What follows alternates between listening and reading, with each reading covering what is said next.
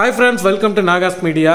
இன்னைக்கு வந்து பாத்தீங்க நம்ம சேனல்ல ரெண்டு முக்கியமான விஷயம் பார்க்க போறோம். ஆமா நான் vlog எடுக்கலாம்னு சொன்னேன் பட் முக்கியமான விஷயம் பேசலாம் பண்ணாரு இவரு. ஏன்னா இப்ப வந்து நம்மள்ட்ட வந்து இப்ப நம்ம வாட்ஸ்அப் நம்பர் கொடுத்துருக்கோம் நம்ம பிசினஸ்க்காக. அதுல ஒரு சில சிஸ்டர் வந்து கேட்ட क्वेश्चनக்கான ஆன்சர் பண்ணுவோம். என்ன क्वेश्चनனா டாக்க பத்தி தான் கேட்டிருக்காங்க. ஏன்னா இப்போ வந்து முன்னாடி டாக பத்தி பேசுறதுக்கு முன்னாடி இத சொல்லிறேன். அத சொல்றதுக்கு முன்னாடி நான் இன்னொன்னு சொல்றேன். நம்ம நாகாஸ் ஒன்லி நேச்சுரல்ல 21 ப்ராடக்ட் இருக்கு. ஓகேங்களா? வேணுங்கிறவங்க நான் வந்து கான்டாக்ட் நம்பர் வந்து டிஸ்கிரிப்ஷன்ல கொடுக்குறேன், வாங்க. அதுல வந்து லிஸ்ட்டும் கொடுக்குறேன். ஓகேங்களா? என்ன வேணுமோ நீங்க ஃபோன் பண்ணுங்க. என்ன ப்ராடக்ட் இருக்கு, நம்மளுடைய வாட்ஸ்அப் நம்பர் இது ரெண்டுமே நான் உங்களுக்கு கமெண்ட்ல பின் பண்றேன், அது பாருங்க. தமிழ்நாடு பாண்டிச்சேரிக்குள்ள ஃப்ரீ ஷிப்பிங்ல வரும், கொரியர் சார்ஜ் கிடையாது. வெளிநாடுகளுக்கு நம்ம அனுப்பிச்சிட்டு இருக்கோம். அதே மாதிரி பாத்தீங்கன்னா வெளிநாடுக்கு வந்து நம்ம ஏகப்பட்ட கொரியர் அனுப்பிச்சிருக்கோம். இப்போ வந்து அந்த கொரியர் சார்ஜ் வந்து கொஞ்சம் லெஸ் ஆயிருக்குது. ஏன் அப்படின்னா வேற ஒரு இடத்துல நம்ம விசாரிச்சு பார்த்தோம். அதுவே பாத்தீங்கன்னா வெளிநாட்டுல இருக்கிற ஒரு சிஸ்டர் ஆர்டர் கொடுக்கறதுக்காக நம்ம கிட்ட கொடுத்தாங்க கான்டாக்ட் நம்பர். இல்ல என்னன்னா கருடவாக நம்ம ஊர்ல கிடையாது முன்னாடி. இப்பதான் அந்த சர்வீஸ் வந்திருக்கு. அதனால நமக்கு வந்து ஈஸியா போச்சு. அவங்க நம்பரும் கொடுத்திருந்தாங்க நம்மளுக்கு, இந்த இதுல நீங்க கேட்டு பாருங்க அப்படின்னு சொல்லி. அப்ப அதுல கேட்கும் போது பாத்தீங்கன்னா நம்மளுக்கு வந்து அந்த கொரியர் சார்ஜ் வந்து கம்மியாச்சு. அதனாலதான் இதை சொல்லணும் அப்படின்னு. ஏன்னா வெளிநாட்டு ஃப்ரெண்ட்ஸ் பாத்தீங்கன்னா நிறைய பேர் ஆர்டர் கொடுக்குறாங்க. அதோடைய கொரியர் சார்ஜ் வந்து இன்னும் கொஞ்சம் லெஸ் ஆச்சுன்னா அவங்களுக்கு வாங்குறவங்களுக்கும் யூஸ்ஃபுல்லா இருக்கும் அப்படின்றதுனால தான் அதை சொல்றேன். ஸோ நீங்க இது வந்து வெளிநாட்டு ஆர்டருக்கு இனிமே வந்து நம்ம வேற இதுல கொரியர் போடுவோம். இப்ப இது பாத்தீங்கன்னா முருங்கைக்கீரை. நேத்து வந்து இதை நான் அப்படியே கொண்டு வந்து தரையில போட்டேன். ஃபர்ஸ்ட் வந்து வீடை முழுகிட்டு தான் கொண்டு வந்து நான் போட்டேன். ஏன்னா இங்க பாருங்க இவ்வளோ பெரிய கம்பு நேத்து வந்து உடைச்சிட்டோம். இப்ப இதை கொண்டு போய் நான் டைனிங் டேபிள்லயும் வைக்க முடியாது, பெருசா இருக்கு. அதனாலதான் இங்க போட்டது. இப்ப இப்படி போட்டுட்டு நான் மறுநாள் எடுக்கும் போது என்ன ஆகும்னா அந்த கீரை மட்டும் நம்மளுக்கு தானாவே உதிர்ந்துரும். இதை தம்பி பாப்பாவும் எதுவும் டிஸ்டர்ப் பண்ணல, அது பாட்டுக்கு ஒரு ஓரமா கிடந்துச்சு. அவங்க இந்த பக்கம் தான் விளையாண்டுட்டு இருந்தாங்க. அதனால இப்ப உங்க வீட்டுல வந்து முருங்கைக்கீரையே குழந்தைங்க சாப்பிட மாட்டாங்க அப்படின்னா உங்களுக்கு நான் ஈஸியான விஷயம் எல்லாம் சொல்றேன். இதேதான் வீடியோ முழுக்க சொல்ல போறியான்றது கிடையாது. முக்கியமா இதை சொல்லிடுறேன். என்னன்னா இதை வந்து நீங்க நிழல்ல தான் காய வைக்கணும், வெயில்ல போட்டு காய வைக்காதீங்க. இந்த மாதிரி நீங்க கொஞ்சம் அதை காத்தாட விட்டுட்டீங்க அப்படின்னாவே அதோட ஈரத்தன்மை எல்லாம் கொஞ்சம் அந்த கெட்டு போற அளவுக்கு ஈரத்தன்மையெல்லாம் இருக்கும்ல, அந்த மாதிரிலாம் போயிடும். நீங்க இதை வாஷ் பண்ணாதீங்க. முடிஞ்ச வரைக்கும் காட்டன் டவல் வச்சு நீங்க தொடச்சுக்கோங்க. இப்ப நம்மளுக்கு வந்து கிளீனாவே இருந்துச்சு ஏல, அதனால நான் அப்படியே எடுத்துக்கிட்டேன். இப்ப இதை வந்து நீங்க ட்ரை ஆக்கிட்டு நிழல்லையே காய வச்சு மொறுன்னு ஆனதுக்கு அப்புறம் மிக்சியில போட்டு நல்லா நைஸ் பவுடரா பண்ணி வச்சுக்கோங்க. அதுக்கப்புறம் நீங்க சாம்பார்ல கொஞ்சம் பொடியை சேர்த்து அவங்களுக்கு கொடுத்துடலாம். இல்ல இது கூட வந்து கொஞ்சம் பருப்பு, காஞ்ச மிளகாய் இதெல்லாம் நீங்க வறுத்து போட்டு இந்த பொடியும் அது கூட சேர்த்து சாப்பாடுல நெய் போட்டு நீங்க கொடுக்கலாம். கீரையோட நெய் சேர்த்து சாப்பிட்டா நல்லது அப்படிங்கிறாங்க, அதனால அந்த மாதிரி சாப்பிடலாம்.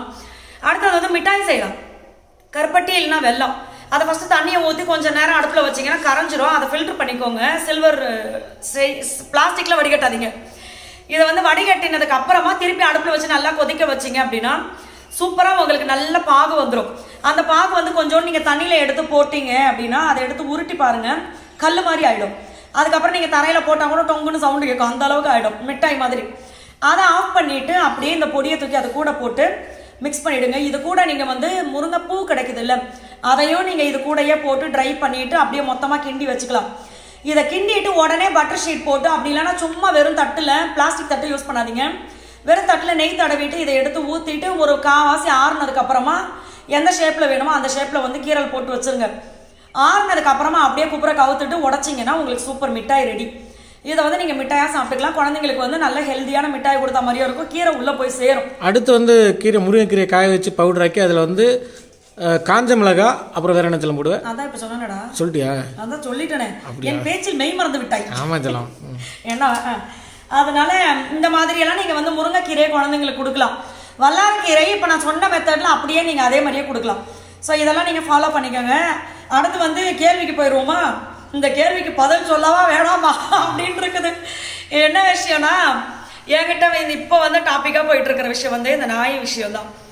நாய் வளர்க்கலான்றதும் வேணான்றதும் ஒரு பக்கம் பேசிட்டு இருக்காங்க. வளங்கன்னு சொல்றதுக்கும் பயமா இருக்கு, வளர்க்க வேண்டாம் சொல்றதுக்கும் பயமா இருக்கு. ஏன்னா வளங்கன்னு சொல்லி கழிவானதுக்கு அப்புறம் நீ தானடி சொன்ன, என்ன வந்து கேட்பீங்க, ஏன் வேணாப்பா அப்படின்னு சொன்னா என்ன தைரியம் உனக்கு நாய் வேணாங்கிற அப்படின்னு சொல்லுவீங்க. இதை வந்து நான் ஒரே விஷயம் தான் சொல்லுவேன்.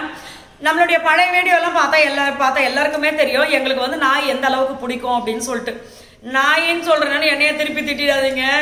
பேர் வச்சா பேரை சொல்லி கூப்பிடலாம், பேர் வைக்காத ஆளுக்கு என்னன்னு சொல்லி கூப்பிடுறது? நாயின்னு தானே சொல்ல முடியும். அதனாலதான் இயற்கையா அவங்களுக்கு வச்ச பேரே நாய் தானே. அதனால வந்து எங்களுக்கு ரொம்ப பிடிக்கும், அவ்வளோ பிடிக்கும். ஸ்ட்ரீட் டாக் பாத்தீங்கன்னா குட்டி போடா இங்க நாங்க கவனிச்சுட்டு இருப்போம். நாங்க அந்த வீட்டுக்கு வாடகை வீட்டுல இருந்தப்ப பாத்தீங்கன்னா 2-3 வாட்டி அந்த அம்மா குட்டி போட்டாங்க. அந்த அம்மாவையும் சரி அவங்க பெத்த பிள்ளைகளையும் சரி நாங்க சூப்பரா தான் பாத்துக்கிட்டோம். அதே மாதிரி நம்ம வீட்டு பக்கத்துலயே பாத்தீங்கன்னா ஜெர்மன் ஷெப்பர்ட், அவர் வந்து ஜாக்கி, அவர் பேரு பாத்தீங்கன்னா அவர் பேர் சொல்லி கூப்பிட்டேன், அவருக்கு பேர் இருக்கு அதனால. சோ அவர் பாத்தீங்கன்னா ஃபர்ஸ்ட் எங்க கிட்ட பழகவே மாட்டாரு. மக்களுக்கு வந்து நாய் வந்து அவர் இவருன்னு இல்ல இல்ல எல்லாருக்குமே தெரியும். நான் அதுங்களை ரொம்ப கொஞ்சம் ஆரம்பிச்சேன்னா வேற லெவல்ல கொஞ்சுவேன். இந்த டாக் எல்லாத்தையும் பாத்தீங்கன்னா அம்மாட தங்கம், அம்மாடான்னு தான் சொல்லுவேன். அதுவும் வீடியோல நான் நிறைய வாட்டி சொல்லியிருக்கேன். இப்ப இல்ல, நான் எப்பவுமே அப்படிதான். இவனதான் டேடி கூப்பிடுறாரு, திரும்பி பாரு, என்னடி என்னைய டேடின்னு சொல்ற அப்படின்னு கேட்பாரு. நான் அப்படிதான் சொல்வேன். ஏன்னா எனக்கு அந்த அளவுக்கு பிடிக்கும், எனக்கு ரொம்ப பிடிக்கும். ஆனா என்னன்னா இப்ப என்கிட்ட கேட்ட கேள்விக்கு வந்து ஆன்சர் வந்து எனக்கு எப்படி சொல்றதுன்னே தெரியல.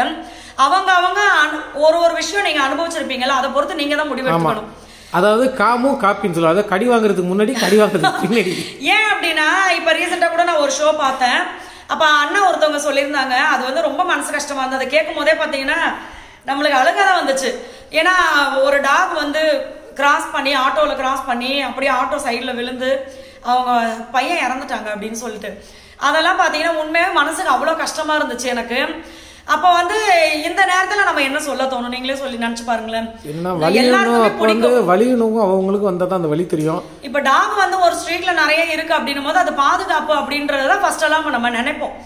ஏன்னா யாராவது அந்த சைடு போனாலும் வந்தாலும் அது வந்து கொலைக்கும் செய்யும், திருடன் வந்தா கூட நம்மளுக்கு வந்து டக்குன்னு தெரியும் அப்படின்னு சொல்லிட்டு சேஃபா தான். ஆனா இப்ப பாத்தீங்கன்னா வந்து 1-2 நாய் இருந்து சேஃபா இருந்து இப்போ ஒரு குட்டி போட்டு எங்க ரியாவே 4 வாட்டி குட்டி போட்டுச்சு. அந்த குட்டில எங்க இருக்குன்னே எங்களுக்கு தெரியல, நம்ம வீட்டுல குட்டி போடல. சோ அதனால வந்து ஒன்னே அது ஒரு வாட்டி அது பாவம் பண்ணக்கூடாது அப்படின்னா குட்டி போட்டதுக்கு அப்புறம் அடுத்து அந்த அம்மாவுக்கு வந்து நம்மளாம் குடும்ப கட்டுப்பாடு பண்ற மாதிரி அவங்களுக்கு கூட பண்ணலாம்.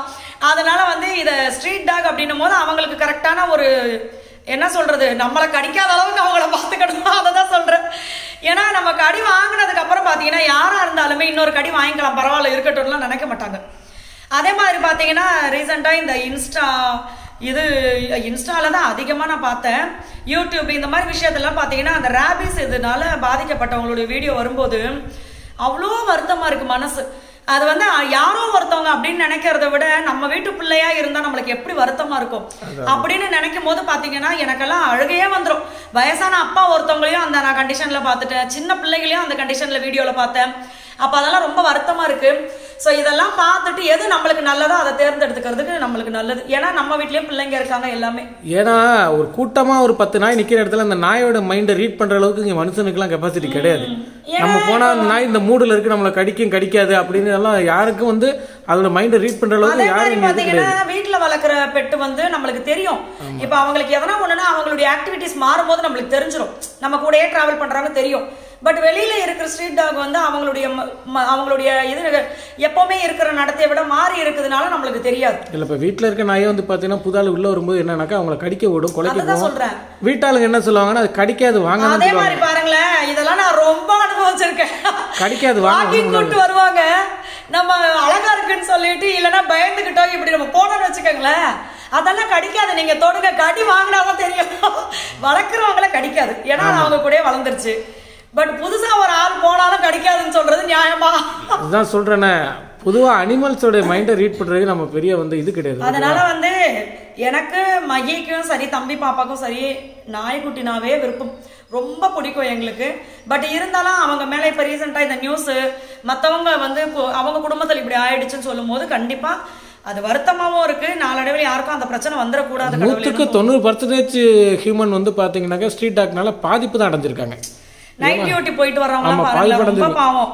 ஏன்னா ரொம்ப வசதியானவங்களே கார்ல போகும், நாய் பின்னாடி துரத்தும் போது அவங்க உள்ள காருக்குள்ள உட்காந்துட்டு எப்படி துரத்து பண்ணி என்ஜாய் பண்ணிட்டு எல்லாம் போக மாட்டாங்க.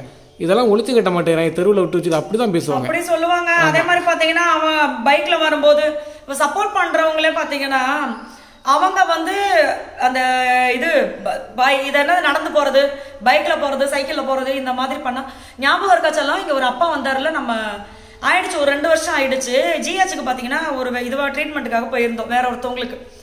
அப்போ ஒரு அப்பா வந்தாருல சில காலையில, அவங்க ஹஸ்பண்ட் கூப்பிட்டு அவங்க ஒய்ஃப் கூப்பிட்டு வராங்க, வயசான அப்பா.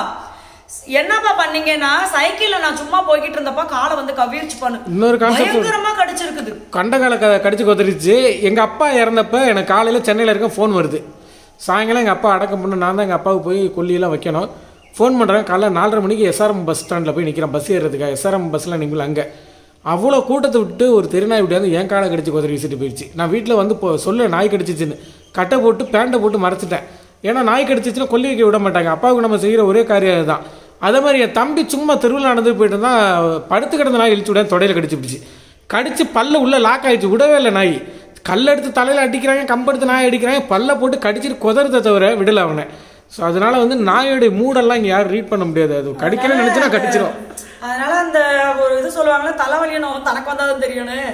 அது மாதிரி பாத்தீங்கன்னா அவங்கவுங்க அனுபவிக்கும் போது அந்த வலியை நம்ம அனுபவிச்சா அது எப்படி இருக்கும், அது மாதிரி அவங்களோட இதை நம்ம புரிஞ்சுக்கணும், அவங்களோட கஷ்டத்தை நம்ம புரிஞ்சுக்கணும்.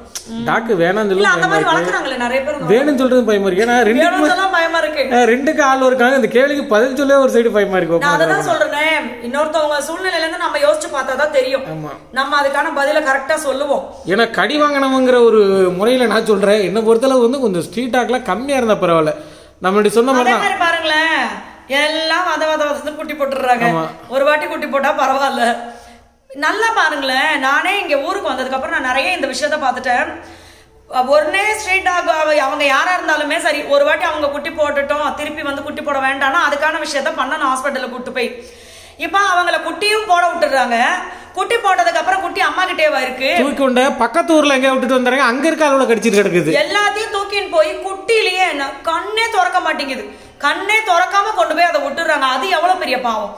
கண்ணே திறக்காம அங்கங்க கொண்டு போய் விட்டு அதுக்கு பசி அல்லாடி பால் கிடைக்காம சரக்கு அடிக்கிற இடம் ஒயின் ஷாப்ல விட்டுறது. அந்த மாதிரி அது அங்க இருக்க சரக்கு சைடு தின்னு விட்டு ஆக்குவேடா வளர்ந்துருது. கடிச்சு விட்டுறது. ஆக்குவேடா வளர்ந்து என்ன பண்ணுது, போற வரணும் சும்மாவே கடிச்சு வச்சு. இங்க எல்லாம் பாத்தீங்கன்னா இங்க வெட்டினரி ஹாஸ்பிட்டல் இருக்குது, கொண்டு போய் அங்கேயே அங்க கிட்டேயே விட்டுட்டு வந்துடுறது. அங்க பாத்தீங்கன்னா நிறைய பேர் கேட்டுட்டாங்க, ஏங்க அங்க நாங்க ஹாஸ்பிட்டலுக்கு எல்லாம் கூட்டு போவோம்ல எங்க பப்பி இருந்தப்ப, இவன் ரோலக்ஸ் இருந்தப்ப, அப்பெல்லாம் பாத்தீங்கன்னா அங்க இருக்கிறவங்களே சொல்லுவாங்க, ஊர நாயெல்லாம் கொண்டு வந்து குட்டி வளர்த்துக்கிட்டு வந்து இங்க விட்டு போயிடுறாங்க. இப்ப இந்த ஏரியாலாம் நாயா இருக்குது, பயமா இருக்குது, ஹாஸ்பிட்டல் வரதுக்கு பயப்படுறாங்க. அதனால அதான் எல்லாமே அவங்கவுங்க அனுபவிக்கும் போதுதான் தெரியும். சோ நீங்க ஏதாவது அனுபவிச்சிருந்தீங்கன்னா அதுக்கு ஏத்த மாதிரி நீங்க பிளான் பண்ணிக்கோங்க.